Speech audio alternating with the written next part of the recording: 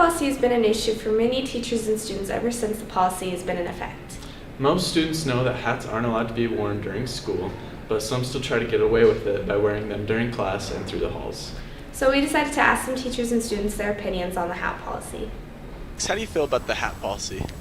I think that a lot of students don't always understand it, but I think that it's just kind of a district rule and you have to follow it. How do I feel about the hat policy? It's a complicated question. I think that hats do not affect learning, and if it were up to me, I would not have the hat policy that we do. Well, personally, I don't often wear hats, but I think it's a bigger issue for teachers to go out of their way and say, take off your hat, rather than just letting it happen. Recently, a student from Salem Hills High School, John Hill, approached the district about this issue, trying to change their minds about the hat policy.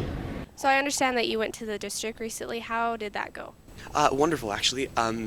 Personally, I think 3 of the district members approached us after the presentation, and they hugged us, said that was wonderful, you guys did a great job.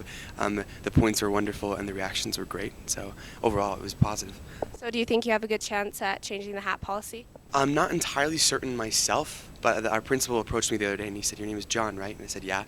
And he was like, you went to the district for the hat policy? And I said, yes. And he said, you must have done a really good job because we talked about it in our meeting last night. And I said, really? And he said, yeah, it's happening. How do you feel about one of your own students approaching the district about the hat policy?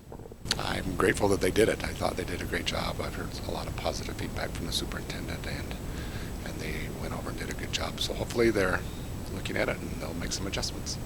Can one student change the district's mind about a policy that's been around for years? It's happened before with the facial hair policy, and it could happen again. Don't forget that the students influence the district's decisions more than you think, so don't be afraid to try to make a change.